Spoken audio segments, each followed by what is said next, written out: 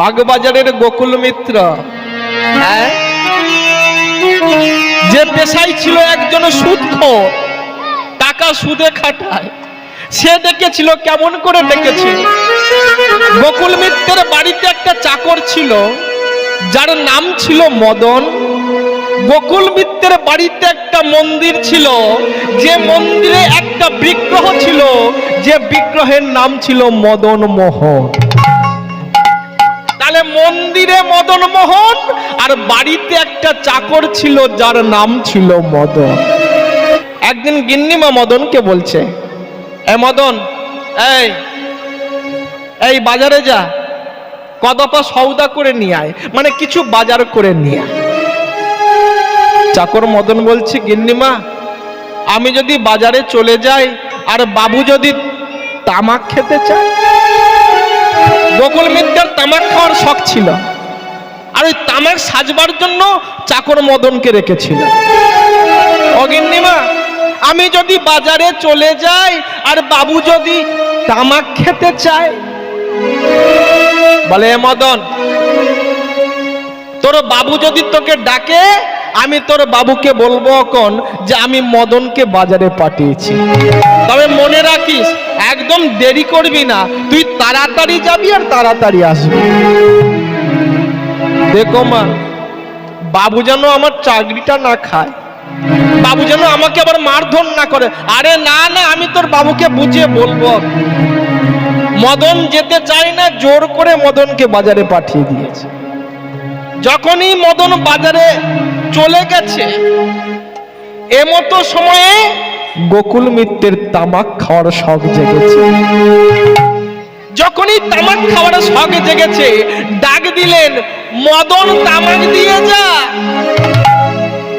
মদন তামাক দিয়ে যা, মদন তামাক দিয়ে যা। কোনো উত্তর নেই। উত্তর দেবে কে? মদন তো গেছে বাজারে বাজার করতে, কিন্তু গোকুল মিত্র এমন ডাকের ওপর ডাকছে, গিন্নিমা সাহস করে সামনে গিয়ে দাঁড়াতে পারছে না, বলতে পারছে না যে আমি মদনকে বাজারে পাঠিয়েছি। গোকুল মিত্র তামাকের নেশার জন্য উন্মাদের মতো হয়ে গেল, পাগলের মতো হয়ে গেল, সহ্য করতে পারছে না।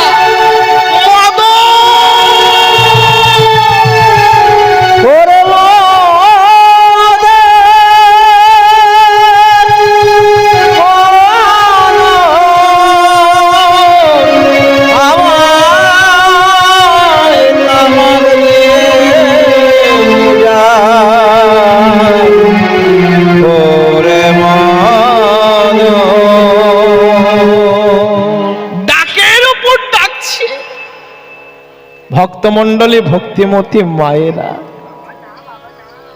যখন ডাকের ওপর ডাকছে, যখন কোনো সাড়া পাচ্ছে না, কান্নায় ভেঙে পড়ল মদন, আমার গোকুল মিত্র। এই হলো সংসার, এই হলো সংসার, যে সংসারে সকল সত্য মিথ্যা কর্মের মধ্য দিয়ে কত ঘর বানালাম, কত থালা বাসন এনে দিলাম, কত সম্পত্তি বাড়ালাম, আজ আমি বৃদ্ধ হয়েছি, তাই এই সংসারের কাছে আমি অবাঞ্ছিত। এই সংসার আমাকে আর ভালোবাসে না। আমাদের ভালোবাসা কেমন মা? স্বার্থ যেখানে, ভালোবাসা সেখানে। স্বার্থটা মিটে গেল, ভালোবাসাটাও চটে গেল, তাই না?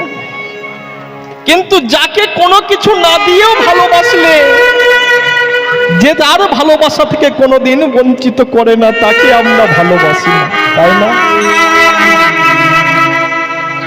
সকল দুয়ার হইতে ফিরিয়া তোমার দুয়ারে এসেছি, সকলার প্রেমে বঞ্চিত হইয়া তোমারে ভালোবেসেছি।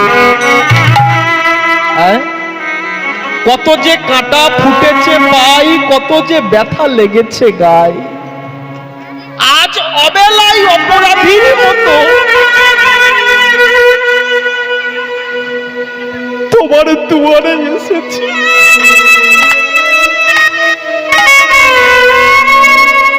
তোমারে ভালোবেসেছি।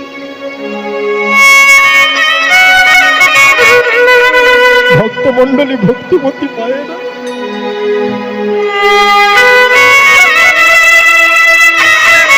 সুসময়টা আমাদের কেটে গেছে।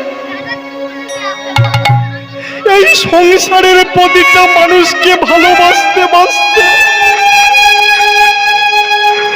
ভগবানের ভালোবাসার কথা আমরা যে ভুলে গেছি,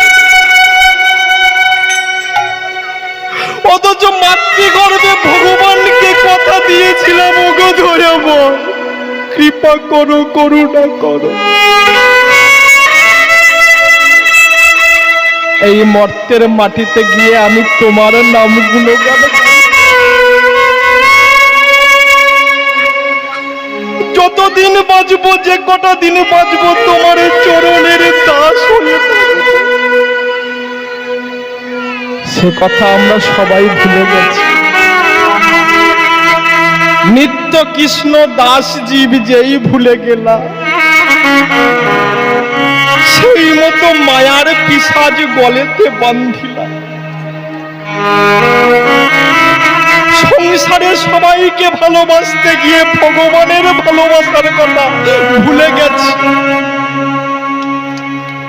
তবে মনে পড়ে কবে জানেন? কখন?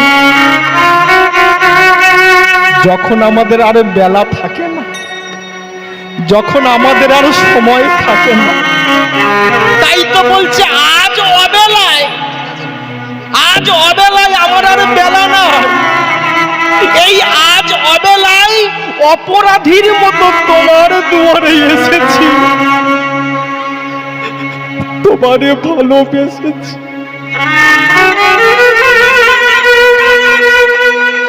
গোকুল মিত্র অঝর নয়নে কাঁদছে।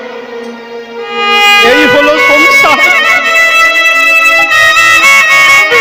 সবাইকে ভালোবাসলাম, সবাইকে ভালোবাসা দিলাম, সবার জন্য সবকিছু করে গেলাম। আজ আমি বৃদ্ধ হয়েছি বলে আমার কথা আর কেউ শোনে না। যে চাকর মদনকে ফুটপাত থেকে তুলে এনে আমি নিজের পুত্র স্নেহে মানুষ করলাম, সেই চাকরও আমার কথা শুনে না। মদনের ওরে মা,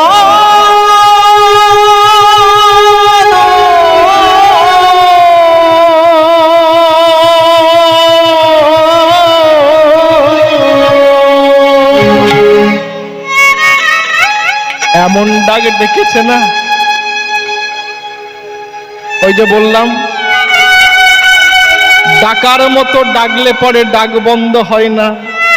ডাকার মতো যে জন শিখেছে ডাকা পুরাই তার মনোবাসনা। গোকুল মিত্র এমন ডাক ডেকেছে, মন্দিরের মদন মোহন আর থাকতে না পেরে তাড়াতাড়ি করে চাকর মদনের বেশ ধরে তামাক সাজতে শুরু করেছে। আগো ভগবান কোনদিন তামাক সেজেছে? না না, তিনি অনেক কিছু করেছে। গোপীদের মন চুরি করেছে, গোপীদের বসন চুরি করেছে, রাখাল বালকের সঙ্গে খেলা করেছে, কিন্তু কোনোদিন তো তামাক সাজেনি। তাই তাড়াতাড়ি করে তামাক সাজতে গিয়ে ওই কলকের আগুন ভগবানের হাতে পড়ে ভগবানের হাতে ফোসকা পড়ে গেছে। তাড়াতাড়ি করে তামাক সেজে নিয়ে গোকুল মিত্রের ঘরে যাবে কি এমতো সময় ভগবান মনে মনে চিন্তা করছে, ধরা পড়ে যাব না তো, ধরা পড়ে যাব না তো। তাই কি করেছে? নিজের অঙ্গগন্ধ লুকাবার জন্য, ভগবানের অঙ্গগন্ধ, চুয়া চন্দন কস্তুরীর গন্ধ, সে গন্ধ কি লুকানো যায় গো? নিজের অঙ্গগন্ধ লুকাবার জন্য সারা গায়ে গুড়োর তামাক মেখে, সারা গায়ে তামাকের গুড় মেখে আজ চলেছে গোকুল মিত্রের ঘরে। বাবু, বাবু, কোথায় যাস? কখন থেকে তোকে ডাকছি, কখন থেকে তোকে ডাকছি, উত্তর দিস না। চাকরি খেয়ে নেবো ছোট লোক কোথায়। বাবু একবার আপনি ডাকছেন, একবার গিন্নিমা ডাকছে, একবার জগতে জগতে সবাই ডাকছে, কথা বলতে গিয়ে থেমে গেছে। চাকরি খেয়ে নেবো ছোট লোক কথা গায়, কখন থেকে ডাকছি উত্তর দিস না, দে তামাকটা। এই তামাকটা দিতে যাবে কে, এমতো সময় গন্ধটা বেরিয়ে ফেলেছে। ভগবানের অঙ্গগন্ধ, চুয়া চন্দন কস্তুরীর গন্ধে ঘরটা ভরে গেছে। এই জন্য তোর দেরি হয়েছে, তাই না? এই জন্য তোর দেরি হয়ে হাতটা চেপে ধরেছে। যখনই হাতটা চেপে ধরেছে, ভগবান মনে মনে চিন্তা করছে, ধরা পড়ে গেলাম নাকি? এই জন্য তোর দেরি হয়েছে, তাই না? বাস তেল মেখেছো হারামজাদা, বাস তেল মেখেছো, দে তামাকটা দে। তামাকটা হাতে নিয়ে যেই না মেরেছে একটা, যেন জীবনের নেশা ছুটে গেছে। এক টানেতেই বিভোর, টলতে টলতে বলছে, মদন, মদন, প্রতিদিন তুই আমাকে তামাক খাওয়াস, বল খাওয়াস কি না?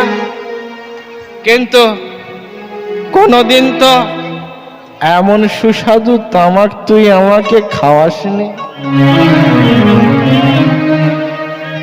এটা কি বাগবাজারের তামাক, নাকি শ্যামবাজারের তামাক, নাকি রাধা বাজারের তামাক? মদন, তুই আমার একই তামাক খাওয়ালে রে মদন, তুই আমার একই তামাক খাওয়ালে, তুই আমার একই।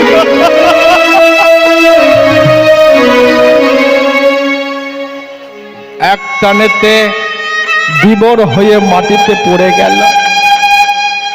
এদিকে চাকর মদন ফিরে এসেছে। ভগবান মনে মনে চিন্তা করছে, আর তো থাকা চলে না, ধরা পড়ে যাব। তাই কি করেছে, তাড়াতাড়ি করে যে অবস্থায় ছিল ওই অবস্থায় ভগবান মন্দিরের মধ্যে। চাকর মদন ফিরে এসেছে। গিন্নিমা বলছে, মদন সর্বনাশ হয়ে গেছে। কেন, কি হয়েছে মা? ওরে, তুই যখনই বাজারে চলে গেছিস, তোর বাবু তামাক খাওয়ার জন্য তোকে কত না ডাকাডাকি করেছে। কেন তুমি বলনি? কি করে বলবো, এমন ডাকছিল না, ভয়েতে তার সামনে যেতে পারি। গিন্নিমা, এখন কি হবে? বাবু আমাকে মারবে না তো? বাবু আমার চাকরিটা খাবে না তো? এই শোন, এক কাজ করো তো, ভয় পাস না। শোন শোন, অনেকক্ষণ থেকে ডাকছে। এক কাজ কর, একেবারে 2 কলকে তামাক একসঙ্গে সেজে নিয়ে। চাকর মদন কি করেছে, 2 কলকে তামাক সেজে নিয়ে চলেছে। বাবু, বাবু, বাবু তো নেশার ঘরে পড়ে আছে মাটিতে, কোনো উত্তর নেই।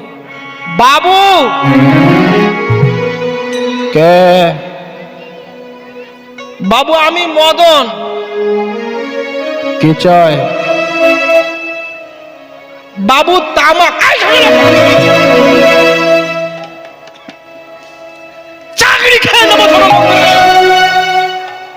কবার তামাক চেয়েছি বলে একবার তামাকের উপর তামাক।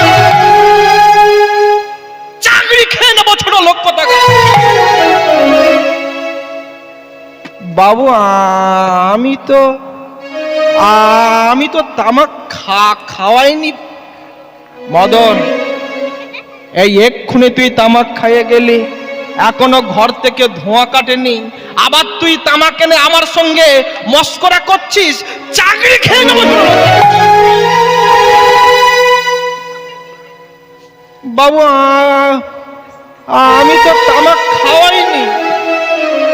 এই তো গিন্নিমা আছে, গিন্নিমাকে জিজ্ঞাসা করুন না। আমি তো বাজারে গিয়েছিলাম, গিন্নিমা আমাকে বাজারে পাঠিয়েছিল। মদন, আমি তোর বাবার মতো, ফুটপাত থেকে তোকে তুলে এনে আমি পুত্র স্নেহে আমি তোকে মানুষ করেছি। আমার কোনো সন্তান নেই, তাই আমি তোকে আমার সন্তান স্নেহে আমি তোকে মানুষ করেছি। আমার সঙ্গে মস্করা করিস না। এই মাত্র তামাক খাইয়ে গেলি, এখনো ঘর থেকে ধোঁয়া কাটেনি, আবার তুই তামাক এনে আমার সঙ্গে আমার মুখের উপরে মিথ্যে কথা বলছি। বাবু, আমি তামাক খাওয়াইনি, আমি বাজারে গিয়েছিলাম। এই তো গিন্নি মাছে জিজ্ঞাসা করুন না। তুই তামাক খাওয়াসনি? বলেন না। তামাক খাওয়াসনি? বলেন না। কাছে কাছে কাছে এসেছে, শুকছে। বলে সে গন্ধ তো নয়। কি গো? সে গন্ধ তো নয়। ভগবানের অঙ্গগন্ধ, চুয়া চন্দন, কস্তুরীর গন্ধ। আর এ বেটা চাকরের গায়ে ঘাম গন্ধ, ভটকা গন্ধ। বলে সে গন্ধ তো নয়। আরে তুই আমাকে তামাক খাওয়াসনি, তাহলে কে আমাকে তামাক খাওয়ালো বল দেখি। এমতো সময় মন্দিরের ভিতর থেকে পুরোহিত ঠাকুর চিৎকার করে বলতে লাগলো, কে ঠাকুরের গায়ে গুড় মাখিয়েছে? কে ঠাকুরের হাতে ঢিল মেরে রং চটিয়েছে? কে করেছে? কে করেছে? কে? ওহে কৃপা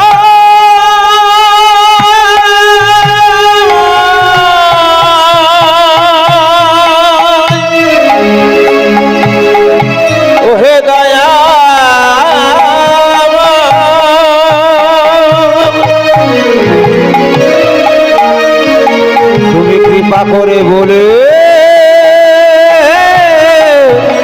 বলে না। পুরোহিত ঠাকুরের চিৎকার শুনে গোকুল মিত্রের বুঝতে বাকি রইল না, চাকর মদন সেজে কে তাকে তামাক খাইয়ে দিচ্ছে। দোতলা থেকে ধীরে ধীরে নেমে মদন মোহন মন্দিরে প্রবেশ করে ভগবানের চরণে আছাড় খেয়ে